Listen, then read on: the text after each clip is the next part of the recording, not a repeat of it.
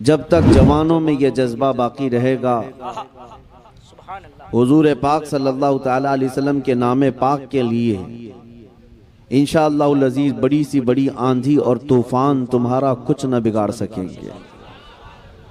बस इसी बात पर रहो कि अपने बच्चों को जायदाद और प्रॉपर्टी ना दे सके तो कोई बात नहीं, लेकिन इश्क़ रसूल जरूर दे देना। सुभान अल्लाह, सुभान अल्लाह। विरासत में अपने बच्चे को मोहब्बत रसूल जरूर देकर जाना। कल को अगर तुम्हारा बच्चा फकीर भी रहा, दुनिया अगर उससे पूछे कि तेरे बाप ने क्या कमाया था और तेरे लिए क्या छोड़ा, तो तुम्हारा बच्चा शर्म से सर न झुकाए बल्कि सर उठाकर कहे मेरा बाप मुझे इश्क़ रसूल देकर गया है, मुझे मेरा बाप विरासत में मोहब्बत रसूल देकर गया है। इस बात पर बच्चों को फख्र करना भी सिखाओ, इसलिए कि हमारे पास फख्र करने वाली अगर कोई चीज है तो मेरे मुस्तफ़ा की जात है। अजीज़ान गिरामी वक़ार, नबी पाक सल्लल्लाहु ताला अलैहि वसल्लम की निस्बत पर अगर फख्र ना करें तो फिर किस पर फख्र करें। हमारे पास अब बची कौन सी चीज है? नबी करीम सल्लल्लाहु ताला अलैहि वसल्लम की मोहब्बत, उनके नाम पर मर मिटने का जज्बा, यही दुनिया को आज भी खल रहा है। दुनिया इसी बात से परेशान भी है कि इन लोगों के पास सब कुछ खत्म हो गया, सब कुछ लुट गया, ये बहुत पीछे आ गए। इनसे हमारे से तो हुकूमत छीनी गई, हमारे से हर जगह की हुकूमतें, इक्तिदार, तख्त सबसे छीना गया, हमसे छीना गया। हम 700 साल तक यहाँ पर बराजमान रहे, स्पेन में 700 साल तक रहे, दुनिया के 3 बड़े बर्रे आजम पर हमारी हुकूमत जारी रही, लेकिन उन सारे ममालिक से हुकूमत इस्लाम को ख़त्म करके इन कुफ़ार और मुशरिकीन यहूद और नसारा ने हमें टुकड़ों में बांट दिया, फ़िरक़ों में बांट दिया। लेकिन उसके बावजूद आज दुनिया का सबसे पहला टारगेट भी हम ही हैं, जिसको 100 साल से ये लोग मार रहे हैं। हमारी इस जमात को पिछले 100 साल से मारा जा रहा है। फिलिस्तीन को तोड़ तोड़ करके रख दिया गया, शाम, इराक, यमन सब बर्बाद कर दिया गया, अफगान के टुकड़े टुकड़े हो गए। 100 साल से सुपर पावर ताकतें हमारे पीछे लगी हुई हैं, छोटी से लेकर बड़ी तक ताकतें। अगर दुश्मन अपना किसी को समझती हैं वो सिर्फ दाढ़ी वाले को, वो चाहे अमेरिका में हो, यूरोप में हो, इंग्लैंड में हो कि अफ्रीका में हो, मुसलमान निशाने पर है, सब जगह निशाने पर है। कभी आपने सोचा कि जो बिखरी हुई कौम है, टूटी हुई कौम है, हमारे पास कोई ढंग की हुकूमत नहीं, लेकिन फिर क्यों हम निशाने पर हैं? दुनिया आज हमसे खौफजदा क्यों है, परेशान क्यों है? मेरे अजीजों, वही बात है जिसको इकबाल ने कहा था, कुछ बात तो है कि मिटती नहीं हस्ती हमारी। क्या बात है, क्या बात है। कुछ बात तो है कि मिटती नहीं हस्ती हमारी, सदियों रहा है दुश्मन दौरे जमा हमारा, तौहीद की अमानत सीनों में है हमारे, इश्क़ रसूल की अमानत सीनों में है हमारे, आसान नहीं मिटाना नामो निशा हमारा। यूनान और मिस्र और रोमा सब मिट गए जहां से, बाकी मगर है अब तक नामो निशा हमारा। अजीज़ान गिरामी वक़ार, कोई चीज तुम्हारे पास आज भी जो बाकी है, जिससे दुनिया खौफजदा है, परेशान है, वो चीज जो बाकी है तुम्हारे पास, वो अपने नबी की मोहब्बत बाकी है, इश्क़ रसूल की दौलत बाकी है। और इसी दौलत की हिफाजत करते रहना मेरे अजीजों। ये जलसे, ये जुलूस, ये उलमा का आना जाना, ये इसीलिए लगा रहता है कि तुम्हारी ये मोहब्बत रसूल की अमानत बाकी रहे, अमानत बाकी रहे। वरना चोरों के आने जाने शुरू हो गए, मक्कार और लुटेरों का तुम्हारे यहाँ आना जाना अगर शुरू हो गया तो इश्क़ रसूल की दौलत भी जा सकती है, जो आखिरी दौलत तुम्हारे पास बची है। इसलिए मैं आपको ये बताना चाहूंगा कि हम हुजूर पाक सल्लल्लाहु ताला अलैहि वसल्लम के नाम पर इतना क्यों मर मिटते हैं? क्यों? इसलिए कि कुरान ने कहा है कि वो रसूल हमसे जान से ज्यादा करीब है। बेशक, सुभान अल्लाह। हमसे जान से ज्यादा करीब है। अगर हम आज रब्बे जुल जलाल की इबादत के लिए फजर की अजान में उठ जाते हैं तो ये सदका है रसूलुल्लाह का। बेशक सुभान अल्लाह। आज अगर हमारे चेहरों पर रौनक है तो ये सदका है रसूलुल्लाह का। हम मुसलमान हैं तो किसकी बदौलत है? रसूल पाक सल्लल्लाहु अलैहि वसल्लम की बदौलत। इसीलिए सबसे पहले मैंने आला हजरत का ये शेर पढ़ा, वो जो न थे तो याद है आपको, वो जो न थे तो और वो जो न हो तो। अगर रसूल पाक नहीं तो फिर कुछ नहीं, ना हमारे वजूद में कुछ है ना हमारे नाम में कुछ है। हमें जो कुछ भी मिला है वो मेरे मुस्तफा के कदमों से मिला है। बरेली के इमाम आला हजरत फाजिल बरेलवी रज़ियल्लाहु तआला अन्हु यूं अर्ज करते हैं बारगाह रसूल में, या रसूल अल्लाह, खल्क के हाकिम हो तुम, रिस्क के कासिम हो तुम। खल्क के हाकिम हो तुम, रिस्क के कासिम हो तुम। जो मिला तुमसे मिला तुम पे करोड़ों। सुभान अल्लाह। नारे तकबीर, नारे रिसालत, इश्क मोहब्बत, इश्क मोहब्बत। बरसों इबादत करके जो बंदा, हजारों साल इबादत करके, ये सब चीजें पूरा होने तक ना है बस। हाँ, यहाँ ये लेना बैंक नहीं है। बहरहाल मैं डिस्टर्ब ना हो जाए, एक बार दुरूद शरीफ पढ़ लें। अल्लाहुम्मा सल्ली अला सय्यिदिना मुहम्मद मअदनिल जूदी वल करम व आलिहि व अस्हाबिहिल किराम इब्निल करीम बारिक वसल्लम। जिन पर बारिश होनी थी वो तो अब बैठ गए, जिनके हाथ में मुझसे पहले माइक था, जो गुनगुना रहे थे, उन पर ही तो बारिश होती है। नात खानों पर हो, क्योंकि वो भी खाते हैं सदका रसूलुल्लाह का। अगर किसी नात खान को पैसे दिए जाते हैं तो ना वो उसका पेशा होना चाहिए, ना ही तुम उसको एहसान जता हो, बल्कि वो अगर 1 रुपया भी खाता है तो मेरे मुस्तफ़ा की तारीफ करके खाता है।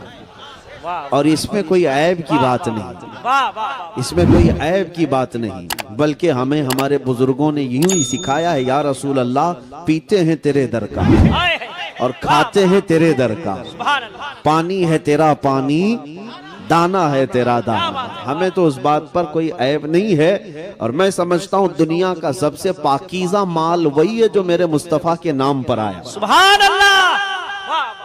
मैं अर्ज ये कर रहा था, रसूल करीम सल्लल्लाहु तआला अलैहि वसल्लम की जाते बाबरकत से मिला है जो कुछ भी मिला, और आज भी आप इस बात को महसूस कर लेना, हजारों साल इबादत करके बंदा वहां नहीं पहुंच सकता जो मेरे मुस्तफा की एक नजर से पहुंचता है। एक अरब ने आदमी का बोल बाला कर दिया, खाक के जर्रों को हमदोशे सुरैया कर दिया।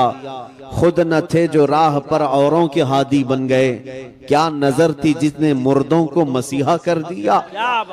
नबी पाक सल्लल्लाहु तआला अलैहि वसल्लम के दरबार की बात निस्बत अगर मुख्तसर भी मिल जाए, वो दुनिया का सबसे अजीम सितारा बन जाता है। जैसे मैं आपको बताऊं, हुजूर पाक सल्लल्लाहु तआला अलैहि वसल्लम के सहाबा जो हैं उनका मकाम क्या है पता है? सहाबा का मकाम ये है, मेरे आका खुद फरमाते हैं, अगर मेरी उम्मत का कोई बंदा उहद पहाड़ के बराबर सूना खैरात करे, उहद पहाड़ छोटा नहीं है, 10 किलोमीटर पे फैला हुआ पहाड़ है। एक ही पहाड़ 10 किलोमीटर के सराउंडिंग में फैला है। और नबी पाक सल्लल्लाहु अलैहि वसल्लम फरमाते हैं कि मेरा कोई उम्मती उहद पहाड़ के बराबर सोना खैरात करे और मेरा कोई सहाबी जौ के दाने के बराबर खैरात करे तो भी बराबर नहीं हो सकता। सुभान अल्लाह। वो उम्मती सहाबी की उस खैरात तक नहीं पहुंच सकता। सहाबा का वो मकाम है। सरकार गौसे पाक रज़ी अल्लाह तआला अन्हु से मनकूल और बाज दीगर अइम्मा इकराम से मनकूल ये बात है, सहाबा का मकाम क्या है? तो फरमाया गया, जो सहाबी हुजूर सल्लल्लाहु तआला अलैहि वसल्लम के साथ जिहाद में जाया करते, जिस घोड़े पर बैठ करके वो जाते, उस घोड़े के टाप के नीचे से जो धूल उड़ती थी, उस धूल तक भी गौस का मकाम नहीं है। गौस भी वक्त का उस धूल तक नहीं पहुंच सकता जो सहाबी रसूल घोड़े पर बैठकर जाते थे। यह मकाम सहाबा का है। क्यों मिला सहाबा को ये मकाम? क्यों है? सिर्फ और सिर्फ सोहबत रसूल की क्या बुनियाद। बात है, क्या बात है। वो निस्बत रसूल है जो उन्हें दुनिया में सबसे मुमताज करती है, सबसे आला करती है। उम्मत का कोई गौस हो, कोई कुतुब हो, कोई किसी भी किस्म का बड़ा सा बड़ा फकी हो, वो रसूल पाक के सहाबी के मकाम को नहीं पहुंच सकता। प्लस मैं आपको एक हैरत अंगेज बात बताऊं, हुजूर पाक सल्लल्लाहु ताला अलैहि वसल्लम मस्जिद नबवी शरीफ में बैठे, एक नौजवान था जो यहूदी था, माँ भी यहूदन बाप भी यहूदी, लड़का भी यहूदी, गुजर रहा था। हुजूर के जमाल पर नजर पड़ गई, नबी पाक सल्लल्लाहु ताला अलैहि वसल्लम के चेहरे पर नजर पड़ी, वो देखता का देखता रह गया। मेरे आका का हुस्न था ही ऐसा। मेरे आका सल्लल्लाहु अलैहि वसल्लम को सहाबा कहते हैं जो एक मर्तबा देखता वो पलकें झपकाना भूल जाता, वो हुजूर को यूं ही देखता रह जाता। बल्कि बाद सहाबा फरमाते हैं हमें भूख शिद्दत की लगती तो भी चेहरे मुस्तफा को देखते, हुजूर के चेहरे को देखते भूख भी खत्म हो जाती। यहाँ तक कि जो बीमार सहाबा हैं वो कहते हैं अगर बहुत ज्यादा बीमार होते तो रसूलुल्लाह को देख लेते थे। है जहर मासी का तैबा ही शिफा खाना। अजीजा ने गिरामी वकार, वो यहूदी नौजवान नबी पाक सल्लल्लाहु ताला अलैहि वसल्लम के चेहरे पाक को देखा तो देखता रह गया और दरवाजे के पास खड़ा रहा। चूंकि यहूदी था अंदर तो आया नहीं, खड़ा रहा, शाम हो गई और उसके बाद घर चला गया। आज एक दिन था, दूसरे दिन फिर उसने इरादा करके देखना शुरू किया, तीसरे दिन से तो उसका मामूल बन गया कि वो काम काज पे नहीं जाता, सीधे आकर मस्जिद के बाहर खड़ा होता और चेहरे रसूल को ताकता रहता था, सिर्फ टकटकी बांधकर देखता रहता था। किसी ने जाकर उसके माँ बाप को शिकायत कर दी कि तुम्हारा बेटा तो मोहम्मद का दीवाना हो गया, तुम यहूदी हो, तुम्हारा बेटा उनका दीवाना हो गया, मोहम्मद सल्लल्लाहु ताला अलैहि वसल्लम को ही देखता रहता है। माँ बाप को जब ये बात पता चली तो बेटे को डांटा डपटा और फिर जब वो नहीं माना तो मारा भी, बहुत उसको ज़ज्र तौबीख किया।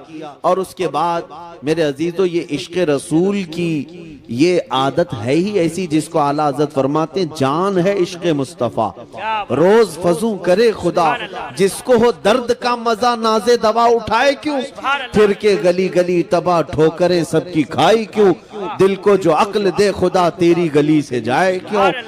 नबी पाक सल्लल्लाहु ताला अलैहि वसल्लम को देखना वो छोड़ता नहीं था। माँ बाप को शिकायत की गई, एक दिन बाप यहूदी आया और देखा अपने बेटे को कि यहीं खड़ा रहता है, आकर के अपने बेटे को गिरफ्तार किया और घर ले गया और जंजीरों से बांध करके उसको कैद कर दिया। कहा आज के बाद ना तू घर से बाहर निकलेगा, ना मोहम्मद को देखेगा, ना मस्जिद के बाहर जाएगा, ना कहीं उनकी जियारत करेगा। और उसको जो ये सजा मिली ये सख्त तरीन सजा होती है। एक आशिक रसूल के लिए सबसे बड़ी सजा उसके रसूल से दूर कर देना, नबी पाक सल्लल्लाहु ताला अलैहि वसल्लम से दूर करना। आज दुनिया भी देखें हमें जो सबसे बड़ी सजा दे रही है वो क्या सजा दे रही है, हमारे बच्चों को मार करके नहीं, हमारी औरतों को नीलाम करके नहीं, बल्कि सबसे ज्यादा बड़ी सजा आज हमें जो दी जा रही है वो हमारे मुस्तफा की शान में तौहीन करके। क्योंकि हमें पता, उन्हें पता है ये मुसलमान अगर बिलकता है, तड़पता है तो किसी और बात पे नहीं, अपने नबी की बेइज्जती पर तड़पता है, अपने नबी के अपमान पर तड़पता है। दुनिया आज भी जानती है, इसीलिए मेरे नबी पाक को निशाना बना करके ये गुस्ताखियां करती है और हमें बार बार कलेजा जलाया जाता है। एक आशिक रसूल को दुनिया इसी तरह तड़पाती है। उस यहूदी नौजवान को इस्लाम लाया हुआ नहीं है, ईमान लाया हुआ नहीं है, लेकिन दिल से मेरे मुस्तफा पर फिदा था। माँ बाप कैद करके रखे हैं, जंजीरों में बांध कर रखे हैं, लेकिन हुआ क्या, चंद दिनों की कैद के बाद वो नौजवान बीमार पड़ गया। ऐसा बीमार कि अब उठने फिरने की ताकत नहीं थी। अब माँ बाप ने जंजीरें खोल दी, इलाज शुरू कर दिया। जब बड़े बड़े हकीम आए, इलाज से आजिज आ गए, सब थक गए और कहा इसकी बीमारी न पकड़ में आती है, न इलाज सही हो पाता है। यहां तक वक्त आ गया कि बड़ा हकीम आया और उसने नब्ज पकड़ करके कहा, ऐ लोगों, तुम्हारा बेटा चंद दिनों का नहीं बल्कि चंद लम्हों का मेहमान रह गया। ये अब दुनिया से जाने वाला है, इसका कोई इलाज नहीं, ये मौत की वादी में जा रहा है।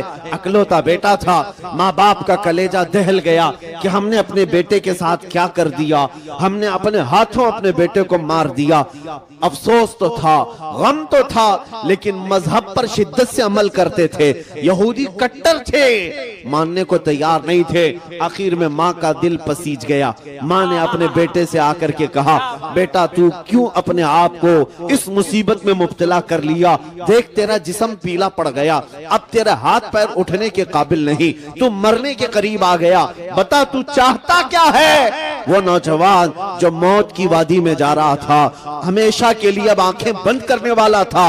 माँ की आवाज कानों में आई तो बेटे ने कहा, एक बार मोहम्मद अरबी को देखना चाहता हूं, सुभान अल्लाह, एक बार मोहम्मद रसूलुल्लाह को देखना चाहता हूँ। माँ बाप का दिल पसीज गया, रहम आ गया, तरस आ गया। कहा वैसे भी मरने वाला है, इसको एक बार इसके माशूक, इसके महबूब को दिखा दिया जाए, जियारत करा दी जाए। बाप आया मस्जिद नबवी, नबी पाक सल्लल्लाहु ताला अलैहि वसल्लम सहाबा के साथ बैठे थे। फजर के बाद का वक्त था। आकर के दरवाजे से उसने पुकारा, हुजूर तशरीफ लाए। कहा मेरा बेटा आपका दीवाना है, आपकी मोहब्बत में ऐसा वारफ्ता है कि हमने उसे कैद में रखा लेकिन वो न माना, उसे हमने मार तोड़ किया, वो न माना।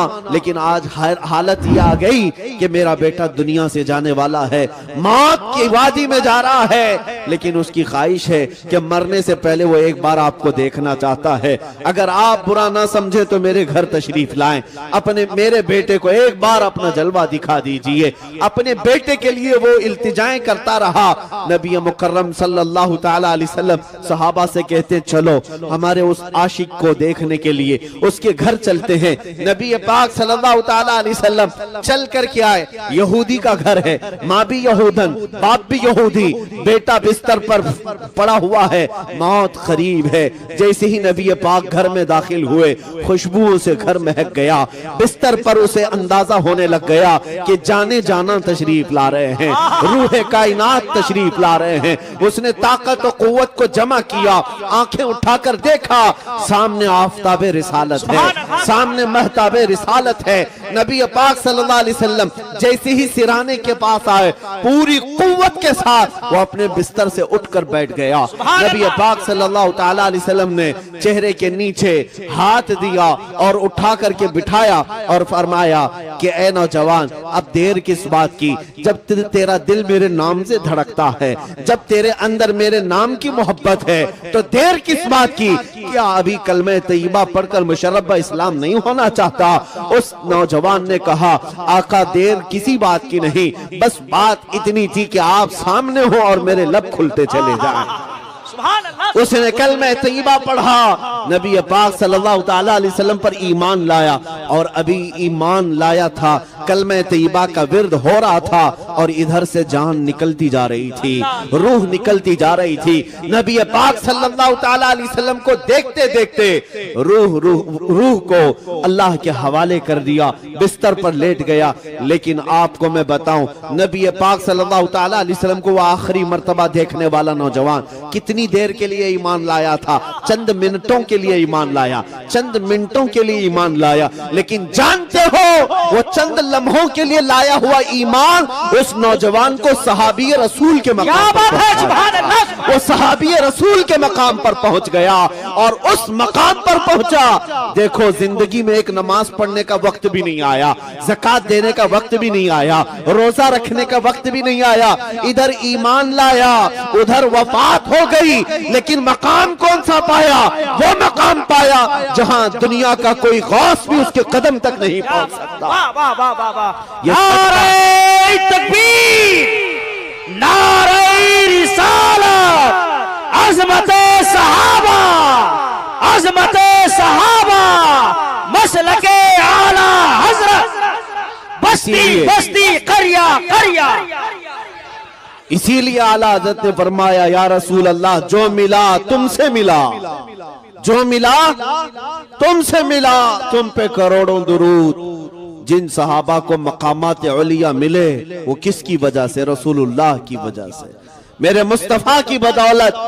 और अगर आज कोई ये कहता है कि मुल्के शाम फतह हुआ, इराक फतह हुआ, यमन फतह हुआ, मिस्र फतह हुआ, ये बड़े बड़े ममालिक सहाबा इकराम की मेहनतों से तो फतह हुए, लेकिन कभी भी सहाबा ने नहीं कहा कि हमने अपनी ताकत की जौलानियों से जमीनों को कब्जा किया है, बल्कि हर सहाबी का नारा यही था, जो मिला रसूलुल्लाह से मिला। हम आज जिस मकाम पर हैं वो मेरे मुस्तफा की बदौलत है। इसीलिए नौजवानों, फख्र करना सीखो। किस बात पर फख्र करोगे?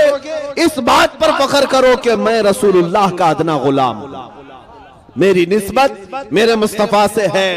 दुनिया को दिखाने के लिए तुम दाढ़ियां छिलवा देते हो, दुनिया को दिखाने के लिए तुम टोपियां छुपा देते हो, ये सोचते हो कि दुनिया पता नहीं हमें आतंकवादी ना कह दे, दुनिया हमें टेररिस्ट ना कह दे, दहशतगर्द ना कहे, इसलिए हम सेकुलर बन करके जिएंगे। अब तो लोग ऐसे नाम भी रखने लग गए कि पहचान में ना आए कि मुसलमान है कि कौन है। लोग इस तरह जीने की आदत डालते हैं। मैं कहता हूं, ए बुज़दिलो, कब तक इस तरह छुप छुप करके जियोगे? जीना है तो मेरे मुस्तफा के नाम पर खुल करके जियो। शहीद टीपू सुल्तान शेर मैसूर ये फरमाया करते थे कि शेर की एक दिन की जिंदगी गीदड़ की 100 साल जिंदगी से बेहतर है। 100 साल गीदड़ बन करके रहने से बेहतर है एक दिन शेर की जिंदगी गुजार कर जाओ। जीना है तो मेरे मुस्तफा की निशानियों के साथ जियो, हुजूर के अखलाक के साथ जियो। तुम्हें किस बात की शर्म है, किस बात का ऐब है? तुम ये समझते हो कि रोजी नहीं मिलेगी, नौकरी नहीं मिलेगी, लोग ताना देंगे, मुल्ला मौलवी कहेंगे, तो फिर नबी का नाम क्यों लेते हो? मोहब्बत का नारा लगाते क्यों? उस रसूल से अगर सच्ची मोहब्बत है तो उनके अखलाक और आदत से भी मोहब्बत करो, उनके किरदार से भी मोहब्बत करो। ऐसा नहीं है कि सिर्फ जुबान से नारा लगाते रहें और उनका कोई अमल तुम्हें पसंद ना हो। मैं आपको बताऊं, आपने नाम सुना है सैफुल्लाहिल मसलूल खालिद बिन वलीद रदियल्लाहु ताला। कौन है? रसूल पाक के वो सहाबी जिनको खुद रसूलुल्लाह ने फरमाया ये अल्लाह की लटकती हुई तलवार है। कौन? सैफुल्लाह खालिद बिन वलीद। आपको मैं बताऊं, उन्होंने अपनी जिंदगी में 125 जंगें लड़ी। कितनी? 125 जंगों में शिरकत किए। मेरे अजीजों, जंग है कोई फुटबॉल क्रिकेट का मैदान नहीं है कि सुबह गए शाम में आ गए। जंग का मैदान जान हथेली पर लेकर जाना होता है। और खालिद बिन वलीद खुद फरमाते, मेरे पूरे जिस्म में एक बालिश्त जगह भी बाकी नहीं जहां तीर और नेजे का निशान ना हो। हर जगह जख्म है, हर जगह जख्म है। और वो जो तलवार उठाते थे एक हाथ में 35 किलो की होती थी, और जो ढाल पकड़ते थे तीरों को बचाने के लिए वो 40 किलो का होता था। वो असल जवान है रसूलुल्लाह का, वो जवान है, बहादुर है। मेरे अजीजों, 125 जंगों में शिरकत किया, लेकिन रिकॉर्ड है ये है कि एक भी जंग में कभी आपको शिकस्त नहीं हुई। क्या बात है, सुभान अल्लाह। एक भी जंग में कभी हारे नहीं खालिद बिन वलीद। जिस जंग में गए फतह का झंडा लहरा कर आए। और एक बड़ी ताज्जुब की बात बताऊं, खालिद बिन वलीद रदियल्लाहु ताला अन्हु जिस इलाके को फतह किए थे अपने जमाने में, 14 सदियां गुजर गई, आज तक वो इलाका इस्लाम के तहत ही है। सुभान अल्लाह।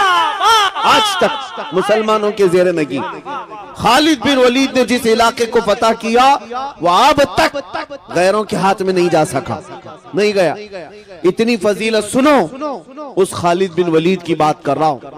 वो फख्र किस बात पर करते थे? अपनी बॉडी पर, अपनी ताकत पर, हाँ, अपनी जौलानियत पर, अपने तलवार के फन पर। किस पर फख्र करते थे? नहीं, उनको इन बातों पर फख्र नहीं था, बल्कि वो खुद कहते हैं जंगे मौता में एक जंग ऐसी कि जिसमें 9 तलवारें उनके हाथ से टूटी। एक तलवार टूटती, दूसरी उठाती, दूसरी के बाद तीसरी, तीसरी के बाद चौथी, 9 तलवारें टूटी, मैदान छोड़कर कभी भागे नहीं। वो लड़ते रहे। हजरत खालिद बिन वलीद फरमाते मैं शहादत के शौक में जाता था, लेकिन कभी मौत मैदान जंग में नहीं आई। एक जंग के मैदान में ऐसा हुआ कि बड़े बड़े पहलवान सामने तलवार लहराते आ गए आपकी गर्दन के पास। 4 बड़े बड़े पहलवान आए, आप लड़ ही रहे थे कि अचानक आपका अमामा गिर गया, सर से अमामा गिर गया। अब होना क्या चाहिए? जंग के तरीकों में यही है कि पहले दुश्मन का मुकाबला करो, बाद में अपनी चीजें उठाओ। लेकिन खालिद बिन वलीद ने सामने खड़े हुए किसी काफिर की परवाह न की, अमामा उठाने के लिए चल पड़े। बड़े बड़े पहलवान सामने तलवार लेकर खड़े हैं, आप उनकी तरफ नहीं देख रहे थे, अमामा शरीफ उठाना है। अपनी टोपी अमामा उठाने के लिए भागे और जल्दी से जाकर भागकर उठा लिए। इतनी देर में तो वो गर्दन अलग कर सकते थे, लेकिन सब हैरत में रह गए। सबों ने तलवार नीचे कर ली। ये हरकत एक आम फौजी भी नहीं करता, एक आम सिपाही भी नहीं करता। खालिद बिन वलीद तो सिपह सालार है, ऐसी हरकत कैसे कर सकते हैं? तो उन काफिरों ने पूछा खालिद बिन वलीद से, ये क्या हरकत तुमने किया? एक छोटा फौजी भी नहीं करता ऐसी हरकत। तुम बड़े सिपह सालार होकर जंग में जब दुश्मन तेरी गर्दन पर तलवार ताने खड़ा है, अपनी गर्दन बचाने की बजाय तुम पगड़ी बचाने चल पड़े, तुम अपना अमामा उठाने चल पड़े। खालिद बिन वलीद ने जो जवाब दिया मेरे अजीजों, यही सहाबा का मसलक था। उन्होंने कहा है जालिमों, तुम क्या समझते हो खालिद बिन वलीद अपने ताकत के बलबूते फतह हासिल करता है, अपनी जवानी के बलबूते जंगों को जीतता है? नहीं। सुनो, बात दरअसल ये है कि ये अमामा सिर्फ अमामा नहीं, इसके अंदर मेरे मुस्तफा के 3 मुँह मुबारक रखे हैं। इसके अंदर रसूलुल्लाह के 3 बाल मुबारक हैं। और मेरा यकीन यही है, मैं अपनी ताकत के बलबूते नहीं जीतता, बल्कि जिस जंग में भी मुझे फतह मिलती है वो रसूलुल्लाह के मुँह मुबारक की बदौलत। निस्बत पर उन्हें नाज था, उन्हें फख्र इसी बात पर था। इसी को आला हजरत ने क्या फरमाया, या रसूल अल्लाह, जो मिला तुमसे मिला, तुम पे करोड़ों दुरूद। खल्क के हाकिम हो तुम, रिज्क के कासिम हो तुम, जो मिला तुमसे मिला, तुम पे करोड़ों दुरूद। इसीलिए मैंने आज देखा है, इज्जत उसी की है जो रसूलुल्लाह का दीवाना है, जो मेरे मुस्तफा का परवाना है, उसे दुनिया नहीं भूलती। आज देखे बंगाल की इस वादी में मैं बैठा हूँ, यहाँ पर शायद मैं पहली मर्तबा आया, लेकिन आते साथ 100 साल पहले गुजरे हुए बुजुर्ग जिनका नारा कसरत से लगता है वो कोई और नहीं, वो इमाम इश्क व मोहब्बत आला हजरत की जात है। आज हर बच्चा, हर जवान इश्क मोहब्बत आला हजरत क्यों पुकारता है, क्यों नारे लगाता है? इसलिए नहीं कि वो बहुत बड़े नेता थे, इसलिए नहीं कि वो बड़े जमींदार थे, इसलिए नहीं कि उन्होंने लोगों में पैसा बहुत बांटा है, इसलिए हर बच्चे की जुबान पर आला हजरत का नारा है कि उस आला हजरत ने अपनी जिंदगी मेरे मुस्तफा के नाम पर वक्फ की थी। और उन्होंने दुनिया को ये सिखाया था, कि जीना हो तो है लोगों ऐसे जियो तो हुजूर को पुकार कर यूं कहो, या रसूल अल्लाह चमक तुझसे पाते हैं सब पाने वाले, मेरा दिल भी चमका दे चमकाने वाले, मेरा दिल भी चमका दे चमकाने वाले। उस आला हजरत ने जो इश्क रसूल का दर्स दिया, इसलिए मौला करीम ने आज ना उनका नाम मिटने दिया है, ना उनका कलाम मिटने दिया। बेशक बेशक। हाँ, वो बुजुर्ग आज हमारे मजमों में जिंदा है। आज मुजाहिदे मिल्लत को कसरत से याद किया जाता है। क्या कहने बंगाल की खाड़ियां, उड़ीसा की वादियां मुजाहिदे मिल्लत के कदम कदम को याद करती हैं। क्यों? क्या उस मुजाहिदे मिल्लत ने बहुत बड़ा महल बना लिया था? क्या उस मुजाहिदे मिल्लत ने कोई बहुत बड़ी हुकूमत बना ली थी? उस मुजाहिदे मिल्लत ने अपनी जिंदगी में अगर कुछ किया है तो इन भोले भाले सुन्नियों के दिलों को इश्क रसूल से गरमाया, मोहब्बत मुस्तफा में जीना सिखाया है, तड़पना सिखाया है, बल्कि बंगाल और उड़ीसा की खाड़ियों और वादियों में बसने वाला हर मुसलमान इस बात को याद रखे, तुम मुजाहिदे मिल्लत के पड़ोसी हो। मुजाहिदे मिल्लत ने यह दर्स भी दिया, क्या है मुसलमानों, दुनिया अगर तुम्हें कैद करने से डराती है, जेल की सलाखों में डालने से डराती है, तो डरना नहीं बल्कि मुझे देख लेना, खुशी से हथकड़ियां पहन लेना। इसलिए कि अगर नामे मुस्तफा पर हथकड़ियां पहनाई जाए तो उन बुजुर्गों ने कहा कि हथकड़ियां नहीं है, ये मेरे मुस्तफा की मोहब्बत के कंगन है। नारे तकबीर, हाथ उठे, नारे रिसालत, मसलके आला हजरत, फैजाने हुजूर मुजाहिदे मिल्लत, हिम्मते मुजाहिदे मिल्लत, बस्ती बस्ती करिया करिया, देखो देखो कौन आया, जिंदाबाद। मेरे अजीजों, बस मैं यही चाहता हूं कि तुम्हारा जज्बा बरकरार रहे। दुनिया जो लूटना चाहे लूट ले, हम दुनिया के लिए नहीं आए। हमें हमारे मुस्तफा करीम सल्लल्लाहु अलैहि वसल्लम ने इरशाद फरमाया, अद-दुनिया सिजनुल लिल मुमिनीन, दुनिया मोमिनों के लिए कैद खाना है। कैद खाने में कितना जी सकते हो, कितना ऐश कर सकते हो। उन मुसलमानों से मैं कहता हूं जिनको ये लगता है कि मौलाना लोगों की तकरीरें सुने तो दुनिया छोड़ना पड़ेगा, नहीं सुनोगे तब भी छोड़ना पड़ेगा। मलकुल मौत तो आने वाले आएंगे, आज या कल कभी तो आएंगे, पकड़ कर ले जाएंगे। कोई भी प्रॉपर्टी वाला, कोई जमींदार हमेशा रहने के लिए यहाँ नहीं आया। मुझे कोई गारंटी देकर के बताए कि मैं 100 साल जीने वाला हूं, बता दे कोई। किसी को कल तक की गारंटी नहीं है, 100 साल बहुत दूर की बात। मोमिनो, तुम्हें यहाँ हमेशा रहना नहीं है। अगर दुनिया लूटती है तुम्हारा सामान तो लूट ले, कुछ फर्क नहीं पड़ता। जहां हमेशा के लिए जाना है वहां बादशाहत तो मेरे मुस्तफा की, अर्श हक है मसनद रिफात रसूलुल्लाह की, और देखनी है हश्र में इज्जत रसूलुल्लाह की। और आला हजरत ने हमें यही सिखाया है, हम रसूलुल्लाह के, जन्नत रसूलुल्लाह की। कयामत के दिन जिसके तुम नाम लेवा हो उसकी हुकूमत तो है, जहां सब तुम्हें ललकार देंगे। सब ने सफ़े महशर में ललकार दिया हमको। आला हज़रत ने यही फरमाया, आदम अलैहिस्सलाम से लेकर ईसा अलैहिस्सलाम तक हर नबी जब ये कह रहे होंगे कि आज जाओ किसी और के पास, उस वक्त बताओ कौन है जो कहता है आ जाओ मेरे पास? सुभान अल्लाह, सुभान अल्लाह। कौन है जो कहता है आ जाओ मेरे पास? वो कोई और नहीं, वो आमिना का लाल मकीने गुंबद खजरा, हम गरीबों के आका और मौला मोहम्मद रसूलुल्लाह की जात है। वो तुम्हें वहां पर भी मदद के लिए बुला रहे होंगे। आओ सुनो, मेरे आका सल्लल्लाहु अलैहि वसल्लम फरमाते हैं कि क़यामत के दिन सहाबा ने पूछा आपका क्या हाल होगा, आप किस कैफियत में होंगे? तुम झूम जाओगे दीवानी। हुजूर फरमाते जैसे अजीज बच्चे को माँ यहाँ पर ढूंढती है, किसी माँ का अकलौता बेटा खो जाए तो माँ कैसे ढूंढती है, इधर उधर हर एक से पूछती रहती है, बेटे को देखा है, मेरे बेटे को देखा है। फरमाया गया हुजूर पाक की कैफियत क़यामत के दिन यही होगी, हुजूर अपने उम्मतियों को माँ से ज्यादा ढूंढ रहे हो। क्या बात है, सुभान अल्लाह, सुभान। माँ जब अकलौते को छोड़ देगी वहां पर, लेकिन मेरे मुस्तफा अपने उम्मतियों को नहीं छोड़ेंगे। खुद फरमाते मेरे आका क़यामत के दिन तुम मुझे देखोगे इस हाल में कि मेरे एक कंधे पर चादर होगी। हुजूर फरमाते मेरे एक कंधे पर चादर होगी, कभी वो खसक खसक कर गिर रही होगी, मैं एक हाथ से अपनी चादर संभाल रहा हूँ और एक हाथ से अपने उम्मतियों को पकड़ पकड़ कर जन्नत में ले जा रहा हूँ।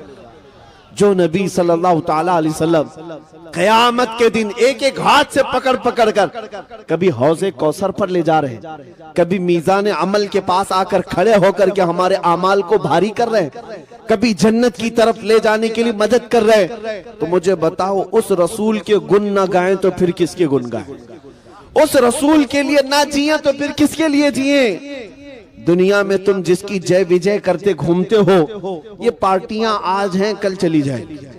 इनका हाल ये है कि हमने देखा है जो नेता बेचारे पार्टियों में 40-40 साल उनकी जूतियां उठा उठा कर घूमते थे, अब बूढ़े हो गए तो पार्टियों ने उन्हें भी साइड लगा दिया, कहा अब तुम्हारी जरूरत नहीं, अब तुम्हारी जरूरत नहीं है। यही हाल होगा। ये दुनिया ऐसी लैला है जो रोज शोहर बदलती है, ये दुनिया ऐसी लैला है जो रोज मजनू बदलती है। और ये पागल हैं जो इज्जत इनकी जूतियों में ढूंढते हैं। बूढ़े हो गए तो तुम्हें पार्टी से भी निकाल दिया, बूढ़े हो गए तो तुम्हें साइड लगा दिया, क्या अब तुम्हारा काम नहीं है, बैठो किनारे देखो हम हुकूमत करेंगे।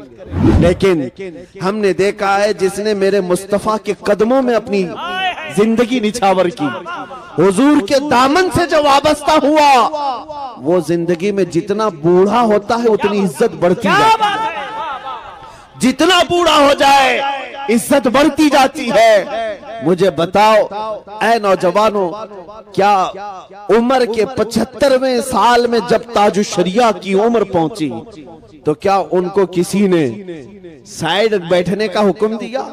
बल्कि हर दिन ऐसा था कि उन पर टूट पड़ने वाले परवानों की कसरत होती ही जाती थी। क्यों? ये दामने मुस्तफा से जो वाबस्ता होता है उसकी इज्जत में कमी कभी नहीं आती, कभी कभी नहीं आती, बढ़ती ही जाती है, बढ़ती ही जाती है। और इसमें कम का कोई तस्वुर नहीं। कम वहां है जहां दुनिया की जूतियां उठाओगे, इसको उसको राजी करने की कोशिश करते रहो।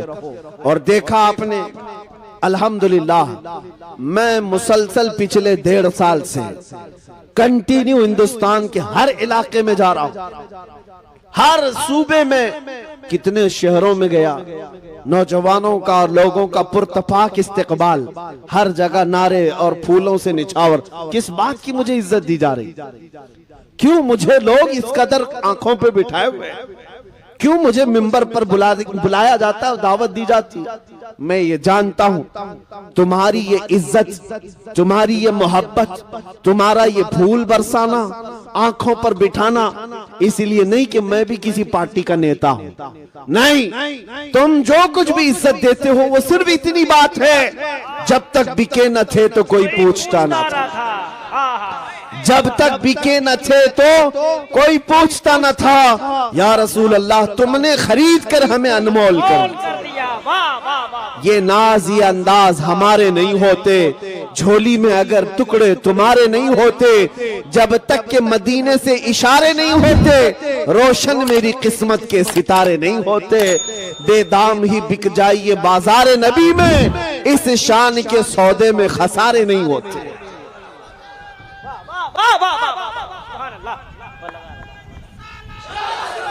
भाई मुफ्ती साहब को मैंने देखा है लाखों के जलसे में, लाखों के मजमे में, अल्हम्दुलिल्लाह, दीवाने नारा लगाते हैं तो कसम खुदा की लगता है दुश्मन नबी का कलेजा कांपने लगता है। लब्बैक लब्बैक लब्बैक लब्बैक। यार माइक वाले भाई, कसम खुदा की क्या है यार?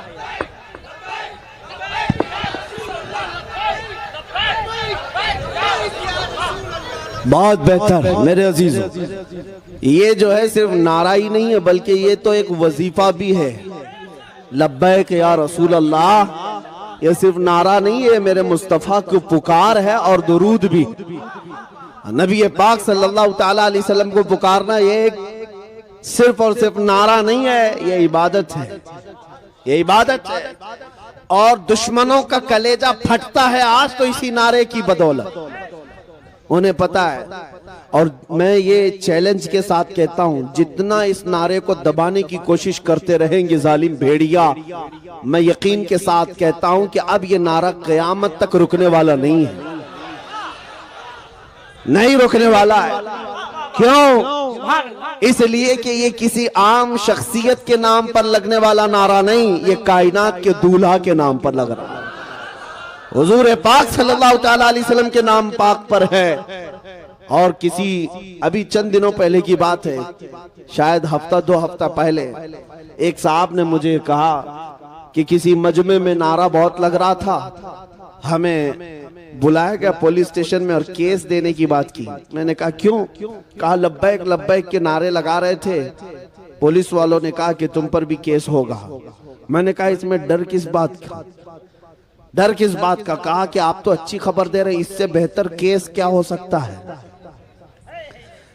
इससे बेहतर केस क्या हो सकता है कि नबी पाक सल्लल्लाहु ताला अलैहि वसल्लम के नाम पाक पर पुकारने का वो तुम्हें केस नहीं बल्कि सर्टिफिकेट दे रहे हैं आशिक रसूल होने का। क्या बात है, वाह वाह वाह वाह वाह। वो सर्टिफिकेट दे रहे हैं कि तुम किसी और को नहीं पुकारते, तुम रसूलुल्लाह को पुकारते हो। अगर दुनिया ये सर्टिफिकेट देती है तो खुशी से कबूल कर लो और बारगाह मुस्तफा में जाकर अर्ज करना और कहना, या रसूल अल्लाह, सिर्फ मैं ही नहीं कहता, सारी दुनिया भी कह रही है, आपके दुश्मन भी कह रहे हैं, मैं किसी और को नहीं पुकारता, सिर्फ आपको पुकारता हूं। जिस दिन नबी पाक सल्लल्लाहु अलैहि वसल्लम की बारगाह में तुम ये अरीजा पेश करोगे, यकीन है मेरे आका यही फरमाएंगे कब्र में जब तुम पहुंचोगे, उस दिन सारी दुनिया से थक हार करके पहुंचोगे, नबी पाक मुनकर नकीर से कहेंगे, छोड़ दो ये मेरा मलंग है, ये दुनिया से थक करके आया है, दुनिया ने इसे बड़ा परेशान किया है, छोड़ दो इसे, सो जाने दो। हम उसी रात के लिए मेरे अजीजों मर मिटते हैं। आओ मेरे अजीजों, नबी पाक सल्लल्लाहु ताला अलैहि वसल्लम के नाम पाक पर बेदार होना यह हमारे बुजुर्गों का शिवा है। हमने देखा है जब जब कौम हमारी सोती है, इसको जगाने के लिए हुजूर का नाम ही काफी है, नाम ही काफी। एक यहूदी आलिम है जो रिसर्च कर रहा था, डॉक्टरेट किया, पीएचडी किया, एक नहीं 2 पीएचडियां, किस बात पर? मुसलमानों के हालात पर। एक मॉडर्न मुसलमान है, उस मुसलमान से उस यहूदी आलिम की मुलाकात हुई और मुलाकात में उसने जो बात की, मुसलमान ने पूछा, पीएचडी का तुम्हारा रिसाला कहां तक पहुंचा? कहा मैंने 2 बार अलग अलग टॉपिक पर पीएचडियां की हैं और सब मुसलमानों के हालात पर। उस मुसलमान ने पूछा कि किस नुक्ते पर तुम पहुंचे, रिजल्ट क्या आया तुम्हारी पीएचडी में? वो यहूदी आलिम कहता है, मैंने देखा कि मुसलमान कई मर्तबा तबाह हुए, बर्बाद हुए, टुकड़े हुए, इनको बच्चों को मारा गया, इनको घरों से निकाला गया, इनको जलाया गया, इनकी खोपड़ियों से मीनार बनाए गए, इनकी औरतों को दफन किया गया, बहुत कुछ इनके साथ किया गया, लेकिन फिर भी ये जमा होते हैं, फिर भी जमा होते हैं। ना इनकी अजानों में फर्क आया, ना इनकी नमाजों में फर्क आया, ना इनके चेहरों पर फर्क आया, फिर वही तरोताजी आ जाती है। ये कैसी डाल है, ये कैसा दरख्त है कि इसकी हर शाख को तोड़ा जाए फिर भी हरियाली बाकी रहती है, फिर भी हरियाली बाकी रहती है। ये कैसा दरख्त है? तो इस मुसलमान ने पूछा कि तुम्हें क्या लगता है वजह क्या होगी, तुम बताओ। उस यहूदी आलिम से पूछा कि वजह क्या होगी कि बार बार हरियाली फिर आती है, इसकी शाखों को तोड़ने के बाद भी फिर हरियाली आती है। वो यहूदी कहता है, बुरा ना मानो, मेरा रिसर्च ये कहता है ये 1000 टुकड़ों में बट जाएं, लेकिन जब नाम मोहम्मद की बात आती है फिर ये इकट्ठा हो जाते हैं। ये गुंबदे खजरा का नाम आता है फिर जमा हो जाते हैं। और मैंने देखा है मेरे अजीजों, प्रैक्टिकली देखा है, जब वो पाखंडी कुत्ता मेरे नबी की शान में भौंक रहा था और गुस्ताखियां कर रहा था, हमारा दिल जल रहा था। हमने बड़ी दूर से आवाज लगाई थी और यकीनन हर मुसलमान के दिल की आवाज थी। हम अपनी जान मेरे मुस्तफा के नाम पर फिदा करने को तैयार हैं। आग में कूदना कोई आम बात नहीं, और मैं समझता हूँ नबी पाक सल्लल्लाहु अलैहि वसल्लम के नाम के लिए कूदना कोई बड़ी बात भी नहीं, बड़ी बात भी नहीं हुजूर के नाम पर। और ना ही हम अपनी कोई करामत और ना ही कोई अपने करिश्मे दिखाना चाहते हैं, बल्कि हम तो ये चाहते हैं मरना है तो मर जाएं उस नाम पाक पर, कोई बात नहीं, मरना है तो मर जाएंगे। लेकिन आपको ये बात मैं बता रहा हूं कि जब उन जालिमों को ललकारा गया, उन कुफार और मुशरिकीन को ललकारा गया, तो आपने महसूस किया कि पूरे हिंदुस्तान भर के मुसलमानों में जो बेदारी आई, हर तरह का नौजवान खड़ा हो गया। किसके नाम पर खड़ा हुआ? मेरे नाम पर नहीं, वो आमिना के लाल के नाम। हिंदुस्तान के चप्पे चप्पे से, कोने कोने से मुझे खत भी आए, मैसेजेस आए, टेलीफोन आए, पूरी दुनिया भर से। अब मैं आपको बताऊं तो हैरत होगी, हमारा जिनसे कोई फिक्री ताल्लुक ही नहीं। उन जमातों के भी बड़े बड़े सरदार, दूसरे मकतब फिक्र से ताल्लुक रखने वाले बड़े बड़े उलमा, वो सब जिनसे हमारा शदीद तरीन इख्तिलाफ है, उन लोगों ने भी कहा मौलाना आप बरेलवी हो, हमें पता है आप बरेलवी, हमें पता है हमारा आपसे बड़ा इख्तिलाफ है, लेकिन जिस नाम की इज्जत के लिए आप खड़े हैं, आप पीछे मुड़कर देखेंगे तो हमारी जमात भी खड़ी है। नारे तकबीर, नारे रिसालत, लब्बैक लब्बैक लब्बैक या रसूल अल्लाह, लब्बैक लब्बैक लब्बैक या रसूल अल्लाह। मेरे अजीजों, मैं ये बात इसलिए अर्ज कर रहा हूं कि मुझे पीछे मुड़कर देखने की जरूरत नहीं कि कौन खड़ा है कौन नहीं खड़ा है। उन्होंने कहा था पीछे मुड़कर देखें तो हम भी नजर आएंगे। हमें इस बात को ये जानना जरूरी नहीं कि कौन खड़ा है कौन नहीं, लेकिन मैं इसलिए यह बात अर्ज कर रहा हूं कि एक नाम पाक ऐसा है जो पूरी कायनात के मुसलमानों को जोड़ देता है। वो नाम पाक मकीने गुंबद खजरा मुस्तफा करीम का नाम है। इसीलिए कसरत से नारा भी उसी रसूल का लगाया करना। मैं अक्सर मिंबरों पर जाने के बाद यही कहता हूं, स्टेज पर मेरे नाम का नारा मत लगाओ, और जब नारा लगाए तो कसरत से मेरे मुस्तफा के नाम पर। तुम्हारे दिलों के अंदर जो दिल मुरझाया हुआ है वो इश्क रसूल से फिर जिला पाएगा, फिर जगमगाएगा। जो शमा टिमटिमा रही है उसमें और लौ बढ़ जाएगी। आओ, मैं आखिर में ये बात कहता हूं, डरो मत ऐ सुन्नी मुसलमानों। दुनिया से हमें कुछ लेकर जाना भी नहीं है। दुनिया छीन सकती है तो क्या छीनेगी, ज्यादा से ज्यादा हमारी जान, इससे ज्यादा क्या छीनेगी। और बरेली के इमाम ने हमें सिखाया है, करूं तेरे नाम पे जान फिदा, न बस एक जहां दो जहां फिदा, दो जहां से भी नहीं जी भरा, करूं क्या करोड़ों जहां नहीं। ये एक जान क्या है अगर हो करोड़ों, तेरे नाम पर सबको वारा करूं मैं। तुम्हें पता है हम जब कब्रिस्तान जा रहे होंगे हमारी कैफियत क्या होती है पता है आपको? आपके यहाँ मैयतों को नहलाया जाता है, नहलाया जाता है, साफ सफेद नया कपड़ा पहनाया जाता है। ईद बकरीद में जैसा कपड़ा पहनता था, हदीस में मिलता है कि उस कीमत का कपड़ा मुर्दे को पहनाओ, उतनी कीमत का जो वो ईदों में पहना करता था। अच्छा कफन पहनाओ और उसे खुशबू लगाओ, इत्र लगाओ, और उसको फिर हम सजा करके ले जाते हैं, सजा कर ले जाते हैं। हमारे जनाजे जाते भी हैं तो ऐसा लगता है कोई दूल्हा जा रहा है। उसके जनाजे पर फूल भी डाले जाते हैं, इतने फूलों की बरसात होती है। कब्रिस्तान जब ले जाते हैं तो कोई हम में से ऐब नहीं समझता मुर्दे को हाथ लगाना। वो दूसरों के यहाँ है, वो नाक पकड़ करके आते हैं मुर्दा देखने के लिए, अपने ही मुर्दों को देखने के लिए नाक मुंह दबा करके आते हैं, कोई छूते नहीं। लेकिन हम में से हाल ये है कि हम अपने मुर्दों को अपने हाथों से नहलाते हैं, अपने हाथों से पहनाते हैं, और कब्रिस्तान में उतारने के लिए हर कोई आगे बढ़ता रहता है कि मैं पकड़ूं मैं पकड़ूं। कोई ये नहीं देखता कि मेरा रिश्ता इससे क्या है। हर एक उसकी इज्जत कर रहा होता है। और नहलाने में जानते हैं एक बात बार बार कही जाती है, अरे आहिस्ता से करो, आहिस्ता से करो, उसे तकलीफ ना होने पाए, उसे धीरे धीरे करो। बहुत ज्यादा गर्म पानी भी ना नहलाओ, बहुत ज्यादा ठंडा पानी भी ना नहलाओ। ये हमारे मुर्दों की इतनी इज्जत क्यों है, या हमें मरने के बाद इतनी इज्जत क्यों है? कभी सोचते हो ऐ सुन्नी मुसलमानों, तुम्हें अगर जनाजे में ले जाया जाता है, एक आदमी दो आदमी नहीं उठाते, चार चार पांच पांच लोग उठाते हैं। अरे इधर भी हाथ लगा लो, इधर भी हाथ लगा लो, कहीं उसका हाथ पैर इधर उधर ना हो जाए, मुर्दे का पेट ना दब जाए। हम कितना एहतियात करते हैं, कितना ख्याल करते हैं। मैंने कब्रिस्तान में देखा है, मुर्दे को कब्र में उतारने के लिए भी इतना एहतियात किया जाता है। चार इधर खड़े हैं, चार उधर खड़े हैं, दो नीचे उतरे हुए हैं, कोई सीने से लगा करके उतार रहा है, कोई कपड़ा पकड़ करके उतार रहा है। क्यों एक मरे हुए के लिए इतनी इज्जत है? बुजुर्गों से हमने पूछा था, उसे नहलाया भी गया, पहनाया भी गया, और खुशबू भी लगाई गई, फूल भी डाले गए, और सारे लोग उसकी आओ भगत में लगे हैं। क्या बात है? बुजुर्गों ने फरमाया, ऐ मेरे बच्चे, क्या तुझे पता नहीं, आज ये जा रहा है कब्र में दीदारे मुस्तफा के लिए, आज ये जा रहा है कब्र में रसूलुल्लाह को देखने के लिए।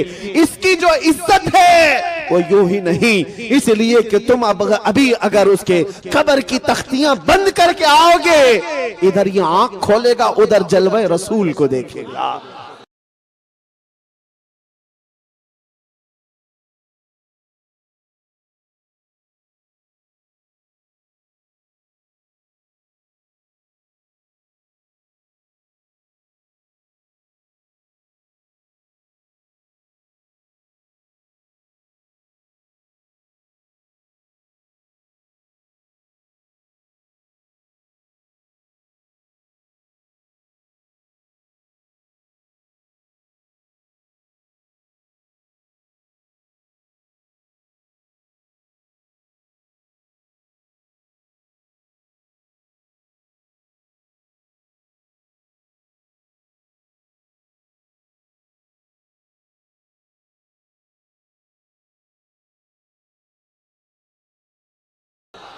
मेरे अजीजों, हमें मरने का भी डर नहीं, इसीलिए मैं ये सुना रहा हूं। मोमिन को मौत का खौफ ना हो। मोमिन मरता है, उसे यकीन है कि मेरे मुस्तफा के कदमों में जाऊं।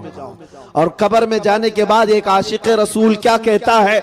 हुजूर ताजुल शरिया बदरुत तरीका रहमतुल्लाह ताला अलैह अर्ज करते मेरे आका की बारगाह में, या रसूल अल्लाह, मैं मरूं तो मेरे आका ये मलाइका से कहना, मैं मरूं तो मेरे आका ये मलाइका से कहना, इसे कोई मत जगाना, अभी आंख लग गई है।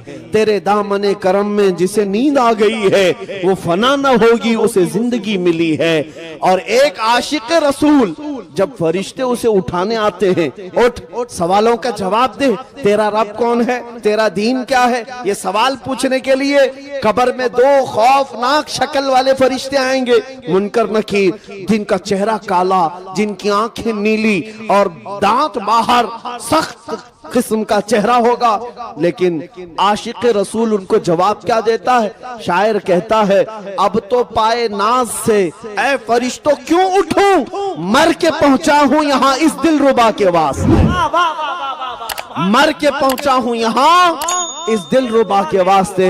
हमें हुजूर पाक का दीदार करने के लिए जब कब्र में भी जाना है तो इस दुनिया